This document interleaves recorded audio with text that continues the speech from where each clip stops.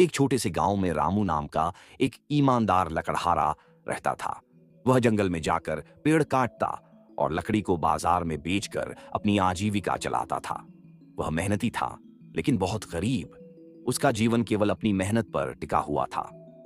एक दिन रामू जंगल में नदी के पास पेड़ काट रहा था। अचानक जब वह एक पेड़ की डाली काट रहा था, उसकी कुल्हाड़ी हाथ से फिसलकर नदी में गिर गई।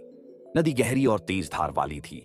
रामू की कुल्हाड़ी उसकी रोजी रोटी का साधन थी और उसके बिना वह कुछ नहीं कर सकता था। रामू नदी के किनारे बैठकर फूट फूट कर रोने लगा।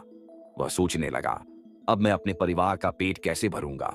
मेरे पास कुल्हाड़ी खरीदने के लिए पैसे भी नहीं हैं।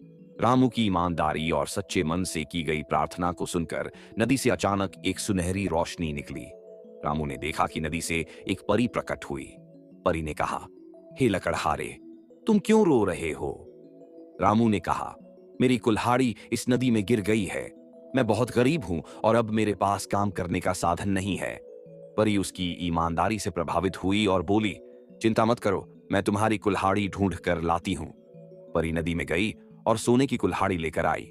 उसने रामू से पूछा, क्या यह तुम्हारी कुल्हाड़ी है?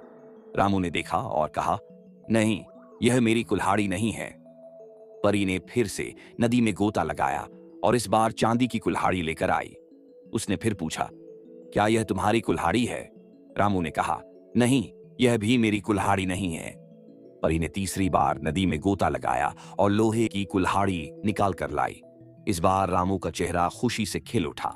उसने कहा, हाँ, यही मेरी कुल्हाड़ी है। परी रामू की ईमानदारी से बहुत प्रसन्न हुई। उसने कहा, तुम्हारी ईमानदारी के लिए मैं तुम्हें इनाम देती हूं। यह सोने और चांदी की कुल्हाड़ियां भी तुम्हारी हैं, इन्हें रख लो। रामू ने आश्चर्य और कृतज्ञता से परी को धन्यवाद दिया। वह अपनी तीनों कुल्हाड़ियों के साथ खुशी खुशी घर लौट आया। सीख, यह कहानी सिखाती है कि ईमानदारी का फल हमेशा मीठा होता है। कठिन समय में भी सत्य और ईमानदारी का मार्ग नहीं छोड़ना चाहिए। ईश्वर या भाग्य हमेशा सच्चे लोगों का साथ देता है।